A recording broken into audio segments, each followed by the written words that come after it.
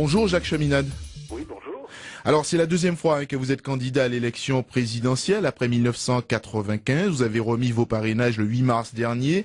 Vous appelez à un sursaut à l'occasion de cette présidentielle 2012. Pourquoi ? Parce que les gens parlent tous de la dette, rembourser les dettes. Ils parlent tous d'équilibre budgétaire, une véritable mystique de l'équilibre budgétaire. Et l'économie, c'est pas ça. L'économie, c'est une dynamique. Et le vrai problème, c'est qu'on impose une austérité au peuple, qu'on parle de rigueur, et que d'un autre côté, toutes les banques qui ont joué, triché sur les marchés, on les rend floues. On a donné en Europe 489 milliards avec un prêt sur 3 ans à 1% à 500 banques en décembre. Maintenant 800 banques, 529,5 milliards de la Banque Centrale Européenne, toujours 1% sur 3 ans à 800 banques, 500 une fois, 800 l'autre. Il y a tout un argent qui va à l'argent et qui va plus au travail, qui va plus à la recherche, qui va plus au logement, qui va plus à l'éducation. Donc on a détourné complètement les États de ce qu'ils devraient être. Et pour ça, il faut parler vision, il faut parler projet, il faut dire voilà, il faut séparer les banques d'affaires, et si elles sont dans une situation inextricable, qu'elles aillent en faillite, qu'on s'en débarrasse, et qu'on garde les banques de dépôt et de crédit, les fonctions de dépôt et de crédit pour nourrir l'économie. Aujourd'hui, les banques ne nourrissent même plus l'économie, elles se nourrissent même plus elles-mêmes, elles se prêtent pas à elles-mêmes. Et d'un autre côté, il faut un crédit public pour développer, pour faire un programme réel de croissance physique de l'économie. On a eu ces dernières années de la croissance financière, mais pas de croissance physique, de croissance qui est tout ce qui est bon pour l'homme et le bien commun. On n'a pas vu ça. Donc il faut remettre l'économie sur pied et remettre aussi une culture de l'emploi qualifié, de la science, de la recherche, qui correspondent à la justice sociale dont on parle tant et dont on fait tellement peu pour la favoriser. On a l'impression que les préoccupations principales des Français sont occultées durant cette campagne par les 10 principaux candidats. C'est une campagne où on ne veut pas traiter le vrai problème, c'est-à-dire qu'on ne veut pas traiter ce que François Hollande a appelé le monde de la finance. Et pour s'attaquer au monde de la finance, on veut faire à moitié, comme on ne peut pas faire un enfant à moitié. C'est un problème qu'il faut traiter absolument à plein. Et vous savez, pour aller plus loin encore, je dirais, comme le disait Aimé Césaire, qu'une civilisation qui ruse avec ses principes est une civilisation moribonde. Et je pense que quelque part, on est dans une civilisation moribonde, plus encore qu'à l'époque de la colonisation, parce que là, la colonisation est indirecte, sournoise, et elle colonise les esprits. Selon vous, aujourd'hui, on a l'impression, et ça se vérifie, la finance donne le tempo du monde actuel.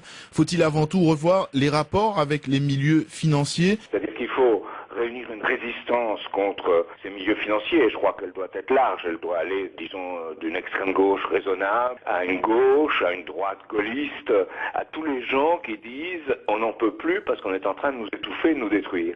Puis il faut en même temps une culture de la civilisation. Vous savez, je relisais l'autre jour Texaco et je voyais Marie-Sophie Laborieux dire « nous réinventâmes tout ».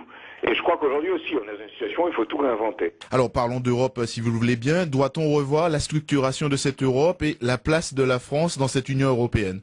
La France doit dire, voilà, Jacques Delors avait promis de grands travaux de développement mutuel. Aujourd'hui, il faudrait aller plus loin. Il faudrait de l'Europe jusqu'à l'Eurasie. De Gaulle disait l'Europe de l'Atlantique à l'Oral. Moi, je dirais l'Europe de l'Atlantique ou l'Eurasie de l'Atlantique à la mer de Chine. Donc, il faut un développement mutuel. Aujourd'hui, on n'a pas du tout le sens de ça. L'Europe qu'on a est une Europe, on a l'impression, qui se rétrécit et qui pratique une politique de grande émission financière. C'est un peu des faux monnayeurs.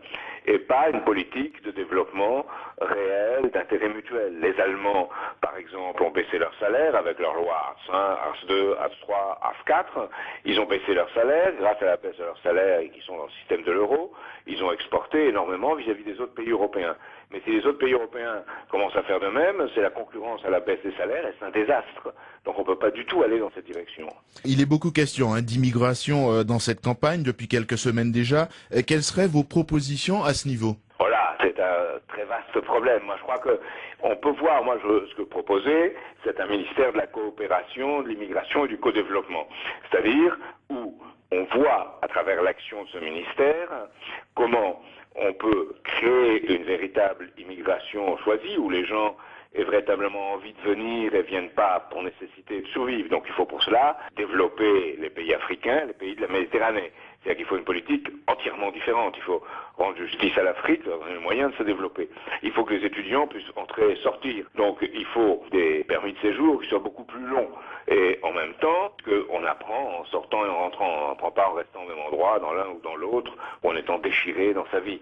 Et il faut également toute une politique, j'avais appelé ça une véritable agence de l'intégration, une agence qui donne le sens aux gens de ce qu'est la culture française. Ils la choisissent ou pas, c'est leur choix, c'est pas le nôtre, mais qui donne une chance de la connaître. Or aujourd'hui, ce qu'on voit avec, vous savez, le Wall Street Journal vient d'imprimer un article excessif, mais quand même significatif, qui s'appelle Nicolas Le Pen, en disant que Nicolas Sarkozy essayait de reprendre la base de Marine Le Pen. Et je crois qu'ils se trompent tous, parce que les gens ne votent pas Marine Le Pen parce qu'ils aiment tous les détails de sa politique et qu'ils sont contre les étrangers.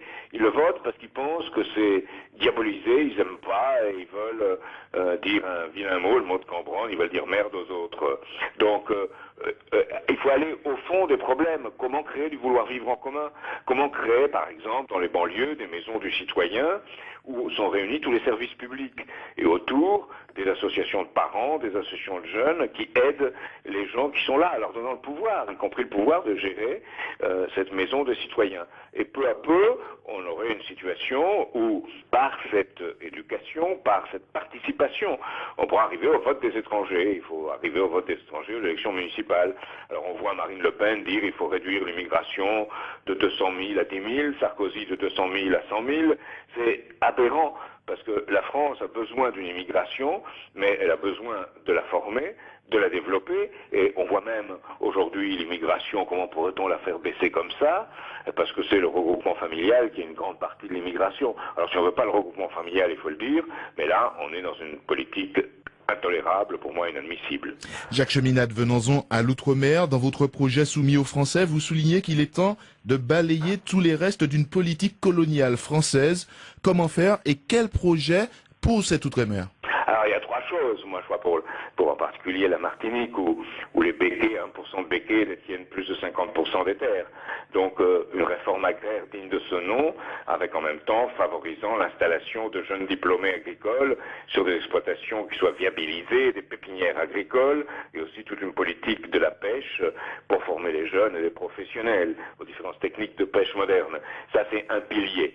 Le second pilier, évidemment, c'est la reconduction du régime de l'octroi de mer, mais ça tout le monde en parle un peu, pendant au moins 10 ans après 2014, pour protéger les productions locales, et enfin de lutter contre ce que j'appelle l'économie comprador, c'est-à-dire la mainmise par les descendants des grandes propriétés, la mainmise sur le commerce, sur l'énergie, sur l'agroalimentaire.